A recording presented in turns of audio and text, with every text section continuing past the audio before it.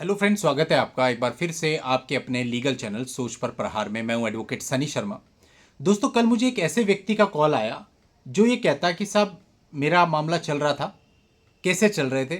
मैं बिल्कुल शांति से बैठा था, मेंटेनेंस का कोई केस नहीं था मेरे ऊपर।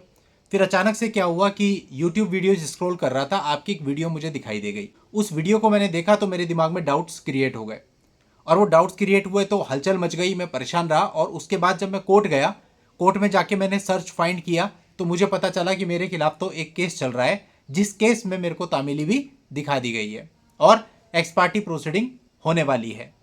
अब ऐसे में जब मैंने उसको देखा कि एक्स पार्टी प्रोसीडिंग होने वाली है, मैं हिल गया, क्योंकि वहां पर लड़की ने बहुत ज़्यादा डिमांड करी थी और कुछ चीज़ें लगाई भी थी। अगर मेरे को पता ना चलता तो फिर ऐसे में मेरे ऊपर शायद बहुत मोटा मेंटेनेंस हो जाता, और शायद जब एग्जीक्यूशन होता तभी मेरे को पता चलता।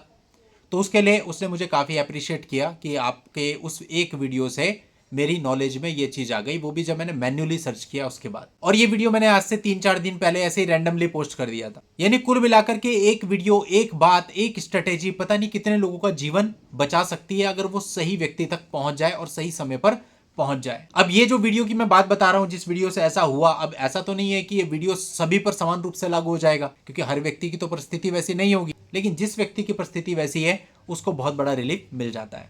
इसलिए जब आप ऐसे मामलों में फंसे हुए होते हैं कि आपके ऊपर इतना सब कुछ चल रहा है, तो बेहतर है कि आप ज्यादा से ज्यादा नॉलेज लीजिए। आजकल इंटरनेट का दौर है और आपके लिए बहुत सारे साधन अवेलेबल हैं। जितना सीख सकते हैं सीखिए, ये सीखने का ही फील्ड है। यहाँ पर जो आदमी 20 साल से या 40 साल से प्रैक्टिस करता है ना, वो भी आगे सीखता रहता है, सीखता रहता है। वो भी हमेशा लर्नर रहता है। कभी भी ऐसा नहीं होता कोई बिल्कुल परफेक्ट बन जाए। इसी तरह से बहुत सारे अलग अलग लोग होते हैं। एक बंदा कहता है कि सर, मेरे को आपके वीडियो से देख के पता चला कि मैंने अपने मामले में 65B का सर्टिफिकेट ही दाखिल नहीं किया था और सारे इलेक्ट्रॉनिक एविडेंस दे दिए थे। बाद में आपका वीडियो देखा तो मैंने 65B का सर्टिफिकेट अपने सारे मामलों में फाइल किया। अब आप सोचिए, यदि इसी मामले में मामला एंड में पहुंच जाता तो फिर क्या होता? उसके एविडेंस को देखने से, पढ़ने से ही मना कर दिया जाता, अगर अपोजिंग पार्टी कहती कि इसमें 65B का सर्टिफिकेट ही नहीं है। यानी बहुत छोटी छोटी चीजें आपका बहुत बहुमूल्य समय बचा लेती हैं। अभी रिसेंटली हमारा एक मामला था इलाहाबाद हाईकोर्ट में, जो कि खारिज हुआ। लड़के की पिटीशन थी, पति की पिटीशन थी, पति की ओर से फाइल थी, स्टे था। तो ये पूछा गया उसमें कि भाई क्या आप मीडिएशन चाहते हैं? हमने कहा मीडिएशन नहीं चाहते। तो इनिशियल स्टेज पर पहली डेट पर ही उसको खारिज कर दिया गया, डिसमिस कर दिया गया। ऑर्डर भी 2-4 दिन में अपलोड हो जाएगा। यानी कि दूसरी पार्टी को नोटिस नहीं हुआ, उससे पहले ही खारिज कर दिया गया। अब ये जो खारिज हुआ, अब इसके अगेंस्ट हमें ये देखना पड़ेगा कि इस खारिज का जो ऑर्डर आता है, इस ऑर्डर में क्या मेंशन किया जाता है, और उसके आधार पर हम देखेंगे कि भाई इसको हमें यहीं पर छोड़ देना चाहिए या फिर हमें इसे आगे सुप्रीम कोर्ट ले जाना चाहिए। देखिए, जब भी आप किसी भी चीज को चैलेंज कर रहे हैं, आपके सब पॉजिटिव नेगेटिव कुछ भी हो सकता है। और सेम मामले में एक और पिटीशन फाइल हुई थी हमारी, जो कि परिवार वालों की तरफ से थी। उस पर इलाहाबाद हाईकोर्ट ने स्टे दिया हुआ है। तो यानी कुछ भी हो सकता है। अब आपने बहुत सारे हमारे ही ऐसे मामले देखे होंगे। एक मामला था हमारा जो कि मुंबई हाई कोर्ट से खारिज हुआ था, क्वेश्चन का 498A का। और जब हम उसको ऑनरेबल सुप्रीम कोर्ट लेके गए तो वहां से एक लैंडमार्क जजमेंट आ जाता है और सबके नाम क्वेश्च कर दिया जाता है। आई थिंक उसमें 7 लोग थे जिन्हें अपराधी बनाया गया था। बहुत बड़ा जजमेंट था। जो उसमें हस्बैंड थे वो एनआरआई थे और मुस्लिम कम्युनिटी से बिलोंग करते थे। तो कभी भी हिम्मत नहीं हारनी चाहिए, लोअर कोर्ट हो चाहे हाई कोर्ट हो। और इवन मैं तो ये कहता हूं, इवन सुप्रीम कोर्ट से भी कुछ मामले खारिज हो जाते हैं, ऐसा भी नहीं है। उसके बाद भी आदमी को हार नहीं माननी चाहिए, क्योंकि जो मामले दर्ज हो गए हैं, अगर आप हार मान के बैठ जाओगे तो उनको लड़ना बड़ा मुश्किल हो जाएगा। इवन जो ट्रायल भी चलता है ना, उस ट्रायल में भी कभी हार नहीं माननी चाहिए। उसमें भी बिल्कुल शिद्दत के साथ आपको लड़ना चाहिए। मैंने यही देखा कि जो लोग बहुत शिद्दत के साथ लड़ते हैं ना, एट द एंड सामने वाली पार्टी किसी ना किसी स्टेज पे आके डाउन जरूर होती है। टूटना नहीं है। एक मामला बहुत पहले मैंने आपको बताया था, मुझे आज याद आ रहा है, जहां पर लड़का और लड़के के पिता बहुत बुरी तरह टूट गए थे।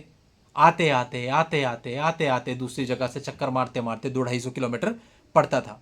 लड़की वाले भी बुरी तरह से टूट गए थे कोर्ट में आते आते, जबकि शहर उन्हीं का था और मैं दोनों को जानता था पर्सनली।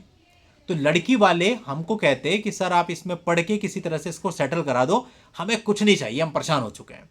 इनिशियली वो कई करोड़ रुपए मांग रहे थे। हम परेशान हो चुके हैं।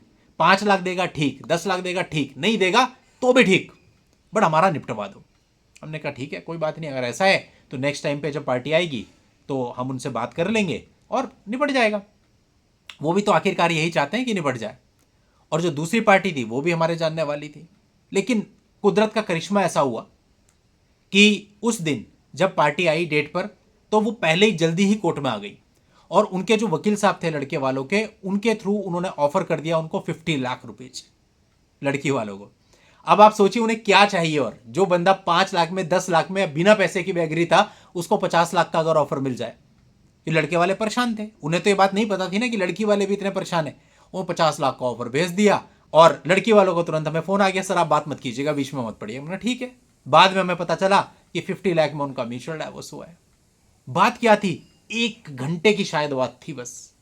कौन पहले टूटता है? अगर सालों से वो लोग आ रहे थे, 1 घंटा और सब्र कर लिया होता तो शायद जो 50 लाख रुपए दिए ये बच गए होते। तो यही है कहानी पूरी जो मैंने आपको समझाई। कौन पहले टूटता है, पूरा खेल इसी बात का है। अंदर से दोनों टूटे होते हैं, एक दूसरे को दिखा नहीं रहे होते हैं।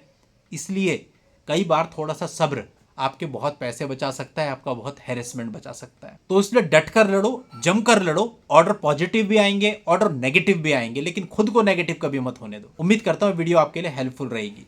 आज की इस वीडियो में इतना ही। नेक्स्ट वीडियो में नई जानकारी के साथ मैं आपसे फिर मिलूंगा। तब तक के लिए good bye and thank you for watching. Take care.